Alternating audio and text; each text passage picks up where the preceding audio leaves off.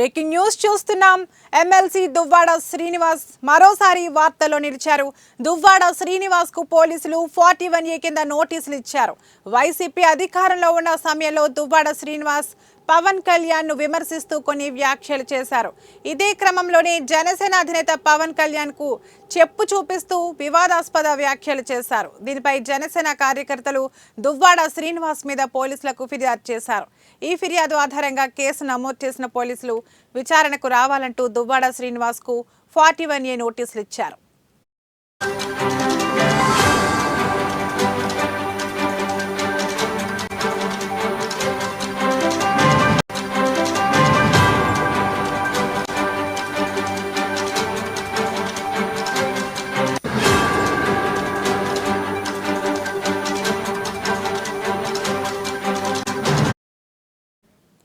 మరోవైపు నోటీసులపై దువ్వాడ శ్రీనివాస్ స్పందించారు.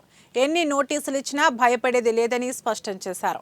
2024 ఏపీ ఎన్నికల్లో గెలిచి టీడీపీ కూటమి సర్కారు అధికారంలోకి వచ్చిన తర్వాత జనసేన కార్యకర్తలు తనను దుర్భాషలాడారని దువ్వాడ శ్రీనివాస్ చెప్పారు.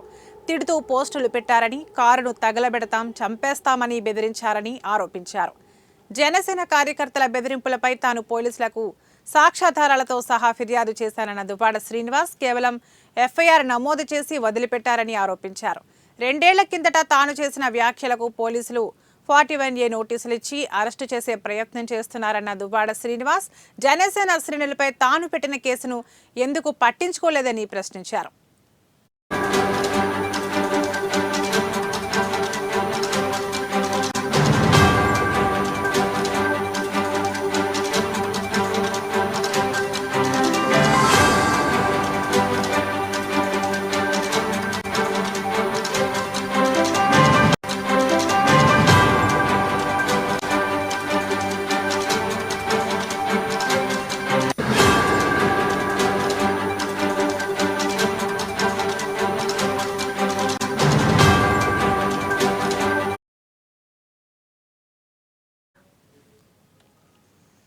ఎమ్మెల్సీ దువ్వాడ శ్రీనివాస్ మరోసారి వార్తల్లో నిలిచారు. దువ్వాడ శ్రీనివాస్ కు పోలీసులు 41A కింద నోటీసులు ఇచ్చారు. వైసీపీ అధికారంలో ఉన్న సమయంలో దువ్వాడ శ్రీనివాస్ పవన్ కళ్యాణ్ ను విమర్శిస్తూ కొన్ని వ్యాఖ్యలు చేశారు.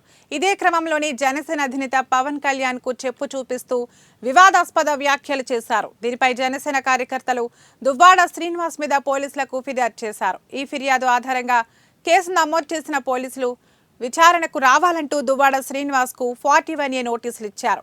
మరోవైపు నోటీసులపై దువ్వాడ శ్రీనివాస్ స్పందించారు. ఎన్ని నోటీసులు ఇచ్చినా భయపడేది లేదని స్పష్టం చేశారు. 2024 ఏపీ ఎన్నికల్లో గెలిచి టీడీపీ కూటమి సర్కారు అధికారంలోకి వచ్చిన తర్వాత జనసేన కార్యకర్తలు తనను దుర్భాషలాడారని దువ్వాడ శ్రీనివాస్ చెప్పారు.